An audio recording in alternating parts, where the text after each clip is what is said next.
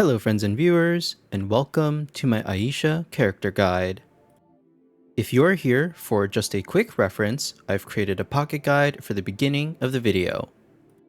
Ayishah's trait is Bright Moon. This grants a passive increase to her attack and defense. 25 to 40% depending on star level of Ayishah's physical and magical defense is added to her physical attack. This makes defense a throughput stat secondary to her physical attack. Additionally, all physical damage dealt is considered magical damage. At the start of battle, Ayishah will gain the active skill Moon's Caress on her action bar. Moon's Caress is an instant skill that grants one ally the Pledge buff and on duty on Ayishah herself. Pledge increases damage and reduces damage taken by 10 to 20% depending on star level. If the character buffed with Pledge takes fatal damage, they will trigger Resolve, recover 5% HP, switch positions with Ayishah, and both units will recover an additional 50% HP. This can be triggered once per battle. On Duty increases damage and reduces damage taken by 10 to 20%, again depending on star level, for Ayishah herself. At the end or start of Ayishah's turn, if there are allies with Pledge within 3 tiles of her, Ayishah will gain the On Duty buff. At the end of Ayishah's turn, when having On Duty, she will dispel 2 debuffs from herself and her ally with Pledge and heal them for 80% of her physical attack and restore 1 energy. Here's a quick table detailing Ayishah's growth at each star level. Star level 4 is when her kit comes together with increasing the values of Pledge and On Duty, with star level 5 being an overall noticeable power increase. Her initial skill is Leg Slam. This is fine for knockback utility, but will very quickly be succeeded by other energy spenders in her skill tree. At rank 1, your options are Pure Radiance or Legacy of Comrades. Pure Radiance, as a 2 energy cost and 0 turn cooldown skill, will immediately replace her Leg Slam initial skill. Pure Radiance deals 130% damage, heals Ayishah herself and her Pledge target, dispels 1 debuff, and grants an attack 2 buff. This is a very comfortable and impactful option for early Voyager progression. Legacy of Comrades is best used in compositions with summon allies such as Safia and Akambe. Otherwise, not only will the buffs from this ability fail to make up for 1 team member dying, the buffs are also redundant when you have more sources of level 2 attribute buffs in your roster. However, Pure Radiance may still be succeeded by other energy spenders in Ayishah's skill tree. Recall that defense is a throughput stat for Ayishah, so it is reasonable to pick Legacy of Comrades solely for the defense stat gain. My pick here at rank 1 is Legacy of Comrades. At rank 3, I recommend Dawn Moon Moonrise with a Castalia from Moonlit Shadow. Dawn Moon Moonrise is an instant skill where you select 1 location in a cross-shaped range of Ayishah, charging to that location and dealing 60% AoE damage to all targets within a 1-tile radius. If only 1 enemy is hit, then it will deal 120% damage. The charge of this skill ignores obstacles and can cross gaps. While Ayishah has her on-duty buff, Dawn Moon Moonrise's damage is increased by 30%. Targets hit are inflicted with Vulnerable to and Disarm debuffs. Disarm is a disrupt debuff that prevents the carrier from using basic attacks and class skills and can only use gear skills. The condition to deal 120% damage is to hit only 1 enemy. This means if Ayishah hits 1 enemy and multiple objects at the same time, the damage output will still be 120%. When defeating a target, Dawn Moon Moonrise's cooldown is reset and the energy is refunded. This can only be triggered once per round, but can trigger on items and objects. Moonlit Shadow is an instant skill where Ayishah teleports to the selected target within 4 tiles of her. Both the target and herself will gain damage reduction 2 and healing receive 2 buffs, and Ayishah will also gain defense 2 buffs. All effects last for 3 turns. Ayishah will gain the Moonlit Shadow buff. With Moonlit Shadow, when Ayishah is healthy, she will share 70% of damage taken with her Pledge target. When Ayishah is injured, this buff reduces damage taken by 30% for herself and her Pledge target. At the end of Ayishah's turn, she will teleport next to her Pledge target. Ayishah will also gain the Mighty Counterattack buff. This buff functions identically to the Counterattack reaction skill we are familiar with, but instead of 70% strike back damage, Mighty Counterattack deals 100% strike back damage. This can be activated once per round. At rank 5, I recommend Shape of Full Moon. With Shape of Full Moon, Ayishah will restore HP equal to 50% of her physical and magical defense whenever she is attacked.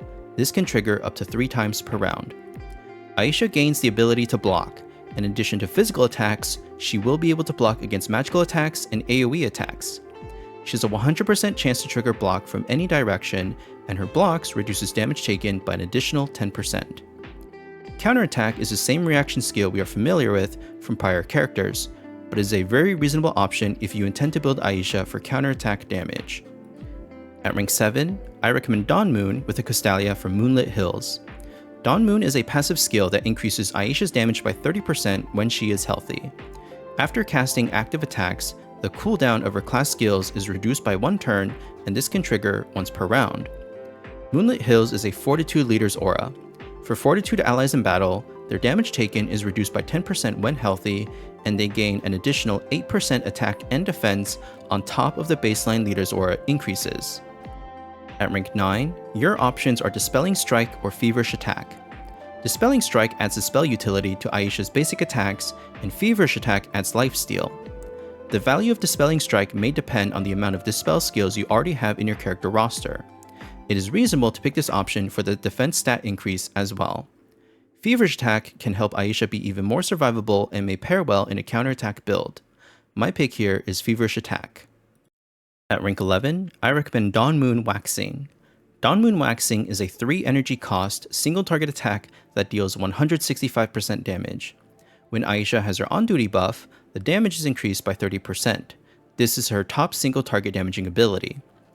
Lunar Shadow empowers Ayishah's strikebacks. Note that this skill increases strikebacks but does not innately trigger any strikebacks by itself. In other words, one or both of Moonlit Shadow and Counterattack are required to make use of this passive skill. Lunar Shadow allows her to be very capable at counterattacking against enemies, so to enable a counterattack build, consider a Convallaria for this if you wish. This is a damage-focused build using Dawn Moon Moonrise strategically for either the cooldown reset or to perform burst AoE damage. Dawn Moon Waxing functions as a core energy spender. For your third skill slot, Dawn Moon reinforces having healthy uptime, and the cooldown reduction supports Dawn Moon Moonrise. You can also consider Moonlit Hills if you have several Fortitude allies in your deployed composition. This is a counterattack focused build. Moonlit Shadow and Mighty Counterattack last for 3 turns, so Dawn Moon is selected to have closer to 100% uptime on those buffs. However, note that this build spends no energy at all. Depending on your comfort and the skills you learned, substitute Dawn Moon for Pure Radiance or Dawn Moon Waxing as you see fit. For weapon recommendations, Dawn Moon is Ayishah's Astral Imprint. It is a strong weapon that complements Ayishah's skill kit by providing a defense increase and externally granting the Dawn Moon glow buff with her Moon's Crest trait skill. If Dawn Moon is inaccessible to you, Newborn Blade is always a great option for the HP and physical attack increases. Void Stab is a good option for the crit and crit damage. With Moon's Caress on round 1 and strategic uses of Dawn Moon Moonrise, Ayishah is very capable at accruing and maintaining void stacks. For trinket recommendations, Shield of Justice is a great trinket for the attack and defense increases while a physical shield is active. This also activates the Defender's Armament passive from the Defender talent tree, which increases damage by up to 20% when having a physical shield. Otherwise, Origin Hourglass is always a reasonable option to increase attack. If you are playing a counterattack build, consider Crystal Burst Armor to increase strikeback damage. Mystery Guardian complements Ayishah's Shape of Full Moon reaction skill extremely well to increase physical mitigation. However, if your objective is to increase strikeback damage, Crystal Burst Armor will come out ahead. For primarily increasing magical damage, Blood Luxite Amulet is a reasonable option for a damage-focused build, but will not be as potent as Shield of Justice. With Ayishah's mobility and self-sustain, she can hold her own and use Maverick's Cloak well. However, consider that her on-duty buff is still part of her damage rotation, which requires her to remain within 3 tiles of her pledge target and may de-incentivize Maverick's Cloak. For tarot recommendations, Dream of the Magician is a good option to increase Ayishah's overall damage. Verdict of Justice is worthwhile to consider for the crit and crit damage increases as well. When building for counterattack, Destruction of the Tower is good to empower her out-of-turn damage. Consider avoiding the lifesteal hidden effect in favor of a physical attack or defense roll.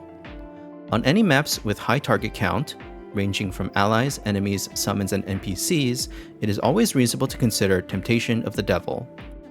For engravings, Sword and Wand remains the best option for the attack and defense increases following movement. Recall that Ayishah's trait additionally converts defense into physical attack. To provide some composition and usage tips, Ayishah has a versatile skill kit. She can be an active damage dealer, be very capable at performing counterattacks, and strongly provide assisting support to a singular ally. Recall from her trait, for a defender, she uniquely deals magical damage. Both physical defense and magical defense become secondary stats to tack on to her high base physical attack. Understand that from her trait skill, Moon's Caress, Pledge is an external buff that both increases damage and reduces damage taken. Utilizing Pledge for the damage increase on another damage dealer is a reasonable tactic for general play, and only use Pledge for the damage reduction on a squishier ally when you need to. Along with Pledge, Ayishah only gains on duty when she is within 3 tiles of her Pledge target. Maintaining on duty is part of her damage rotation. In other words, Ayishah should ideally always remain 3 tiles of her Pledge ally. Still, it is worth noting that with Dawn Moon Moonrise, Moonlit Shadow, and Pledge's external cheat death mechanic, these allow Ayishah to be incredibly mobile on the battlefield, and she's very durable to independently hold her own. Her Fortitude Leader's aura is also welcome. Whereas Magnus's current leader's aura focuses on damage mitigation, Ayishah's Fortitude Leader's aura helps take the damage of Fortitude allies even further. For a quick overview of external category buffs, Dentalion's aura grants 20% more damage to enemies with 3 or more debuffs. Ayishah best contributes to the required buff count via Dawn Moon Moonrise. Magnus's aura decreases damage taken when healthy and immunizes against the negative effects of injured. As iterated, this aura is more defensive focused, whereas Ayishah's Moonlit Hills is more offensive focused. Inanna's Soulmate is a great external buff to have to provide attack and defense buffs, and increases the target count for Irene allies by 1. That concludes this character guide. If you have any feedback to share with me, please leave a comment below. I'm open to listening and being wrong. I'm another player improving and learning more about Sword of Convallaria just like you are. Remember, if you find conflicting information to other guides or content creators, then that means there are multiple ways to build a character and still achieve success. Finally, my social media contacts are displayed here to connect with me as well. Last but not least, I want to credit and shout out these resources for helping me put together this character guide. Voyage Memento for character build samples and reference links, the No Potion fan site for skill images and skill descriptions, and the Billy Game site for character art assets. Thank you so much for watching, and I hope to see you again soon.